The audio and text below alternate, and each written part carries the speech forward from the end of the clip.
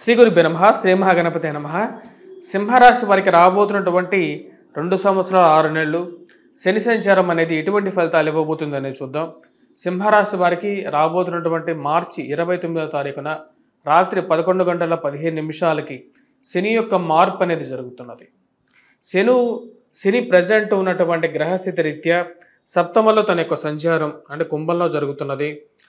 మార్చి 29వ తారీఖున 11 గంటల 15 నిమిషాలకి మీనంలోకి ప్రవేశిస్తున్నాడు. ఇటువంటి గ్రహస్థితి శని యొక్క సంచారం అష్టమంలోకి రాబోతున్నాడు. అష్టమ శని యొక్క దోషం అనేది ఈ యొక్క సింహరాశి వారికి ఎటువంటి ఫలితాలు ఇవ్వబోతుంది అనేది చూద్దాం.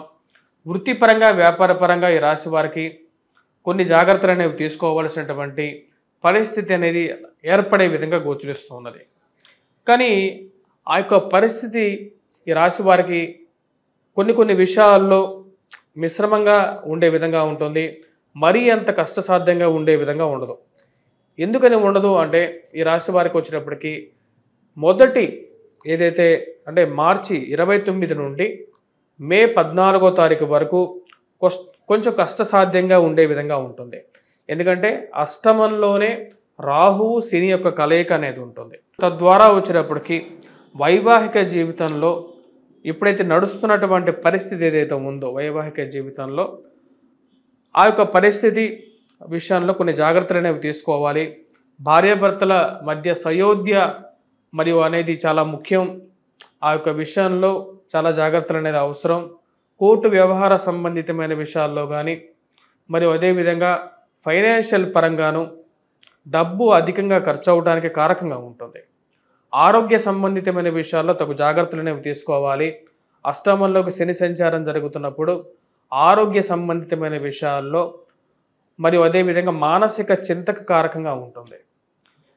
ఆరోగ్యపరంగా ముందుగా మనం గమనించినట్లయితే ఏవైతే కాళ్ళకి కీళ్ళకి మోకాళ్ళకి నొప్పులు పళ్ళకి కళ్ళకి సంబంధితమైనటువంటి ప్రభావం ఏదైతే ఉందో ఆ విషయంలో జాగ్రత్తగా ఉండాలి.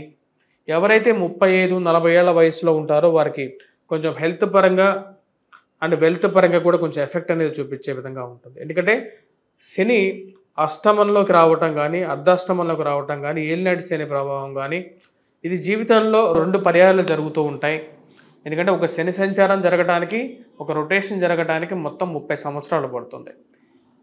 మనిషి 60 సంవత్సరాల వయసులో తన యొక్క జీవితంలో మ్యాక్సిమం 2 సార్లే చూడగలుగుతారు తన యొక్క శని అర్ధాష్టమం కానీ అష్టమం కానీ ఏలినాటి శని ప్రభావం కానీ. ఈ రాశి వారికి అష్టమంలోకి శని సంచారం జరిగినప్పుడు ముఖ్యంగా జీవిత భాగస్వామి ఆరోగ్యంతో పాటు కాళ్ళకి కీళ్ళకి మోకాళ్ళకి నొప్పులు రావటం కానీ ఆస్టియోఫోరోసిస్ లాంటి పరిస్థితులు ఏర్పడడం, హృదయ సంబంధితమైనటువంటి బాధలు అంటే హార్ట్ రిలేటెడ్ ఇష్యూస్ ఏవైతే ఉన్నాయో అంతర్లీనంగా ఉన్నటువంటి వ్యాధులు ఏవైతే ఉన్నాయో అంటే ఆల్రెడీ మీకు తెలియకుండా మీ లోపలే పెరుగుతున్నటువంటి ఏవైతే వ్యాధులు ఉన్నాయో అవన్నీ బయటకు పడటం అనేది జరుగుతూ ఉంటుంది. మరి అదేవిధంగా 30-40 ఏళ్ల వయసులో ఉన్నటువంటి వారికి ఎవరైతే ఉన్నారో శని యొక్క స్థితిని బట్టేసేసి జుట్టు రాలిపోవటం అనేది జరుగుతూ ఉంటుంది.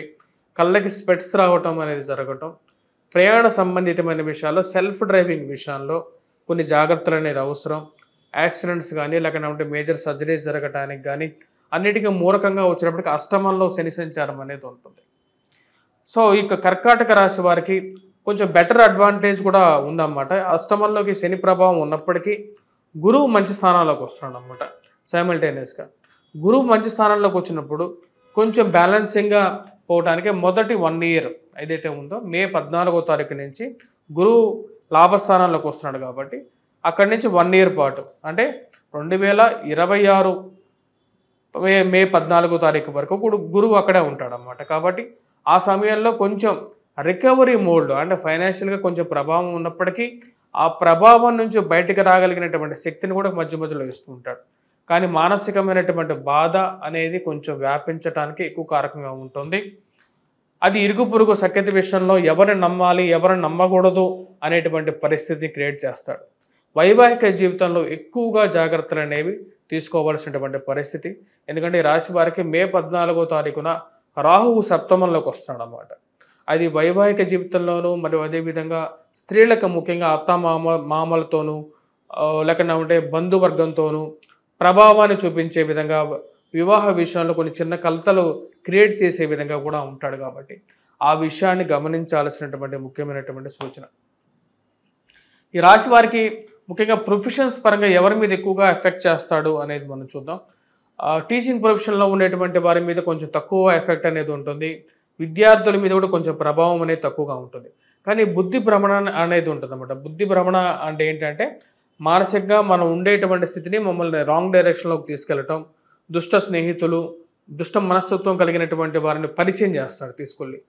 వారు మనల్ని అనవసరమైన చోట ఇన్వెస్ట్మెంట్ చేయమని చెప్పి ప్రోద్బలాన్ని ఇవ్వటం అనేది జరగటం, అక్కడ డబ్బులు మన రూ. 10 పెట్టడం, ఆ రూ. 10 రికవరీ విషయంలో కొద్ది కష్టాలు పడడం కానీ, ఇలాంటి రావాల్సినటువంటి డబ్బు సమయానికి రాకుండా, మరియు అదేవిధంగా వృద్ధ అంటే ఎక్కువ సమయమైనటువంటి వారి అంటే ఎక్కువ ఏజ్ ఉన్నటువంటి వారి మీద కూడా దీని యొక్క ప్రభావం అనేది చూపిస్తాడు.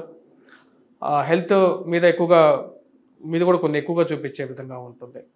ఈ రాశి వారికి శని యొక్క సంచారం మెయిన్గా ప్రొఫెషనల్ పరంగా మనం చూసుకుంటే మైనింగ్ సెక్టార్లో ఉండేటువంటి వారు, క్రూడ్ ఆయిల్స్ రంగంలో ఉండేటువంటి వారు, వాచ్మెన్స్, అదేవిధంగా మున్సిపాలిటీ డిపార్ట్మెంట్స్లో పనిచేస్తున్నటువంటి వారు, ఇంజనీరింగ్ స్పెషల్గా సివిల్ ఇంజనీరింగ్ కన్స్ట్రక్షన్లో ఉండేటువంటి వారు కానీ, రోడ్ బిజినెస్ చేస్తున్నటువంటి వారు కానీ, వీరందరి మీద కూడా ఎక్కువ ప్రభావం అనేది ఉంటుంది. ముఠా మేస్త్రులు కానీ, లేకుండా ఉంటే వాచ్మెన్స్ కానీ, ప్లంబర్స్, ఎలక్ట్రీషియన్స్, ఎలక్ట్రికల్ బిజినెస్ చేస్తున్నటువంటి వారు, స్టీల్ బిజినెస్ చేస్తున్నటువంటి వారు, క్రూడ్ ఆయిల్ బిజినెస్ చేస్తున్నటువంటి వారు, తారు ఏదైతే ఉందో తారు లూబ్రికెంట్స్ కానీ, లేకుండా ఉంటే లూబ్రికెంట్ ఆయిల్స్ బిజినెస్ చేస్తున్నటువంటి వారి మీద ఈ యొక్క బిజినెస్ల మీద ఎక్కువగా ప్రభావం అనేది ఉంటుంది.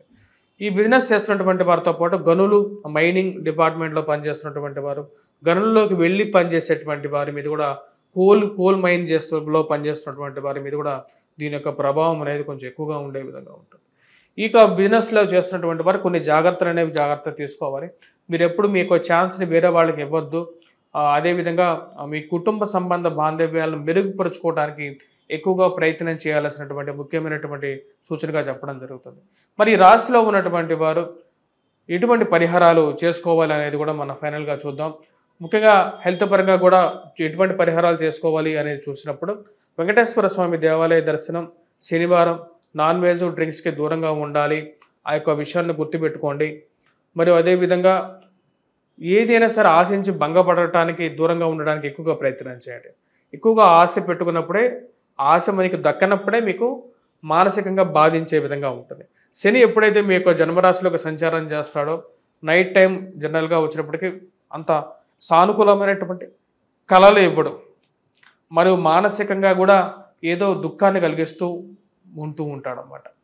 ఆ యొక్క ప్రభావం ఎప్పుడైతే ఉంటుందో వెంకటేశ్వర స్వామి దేవాలయ దర్శనం చేయండి. నాన్ వెజ్ డ్రింక్స్ సాటర్డేస్ కొంచెం మానేయండి. మరియు అదేవిధంగా నల్ల నువ్వులను శనివారం పూట దానం ఇవ్వండి. 2 సంవత్సరాలు ఈ బాధ కొంచెం ఎక్కువగా ఉంటుంది అనే ఫీల్ అయితే మటుకు కంపల్సరీగా మీరు బ్లాక్ సాఫైర్ మధ్యవేలికి పెట్టుకోండి. Black sapphire 5 carats or 7 carats కూడా పెట్టుకోవచ్చు. దాన్ని సిల్వర్లో తయారు చేయించి పెట్టుకోండి శనివారం పూట. ఇది మీకు అనుకూలమైనటువంటి ఫలితాలు ఇవ్వగలుగుతుంది.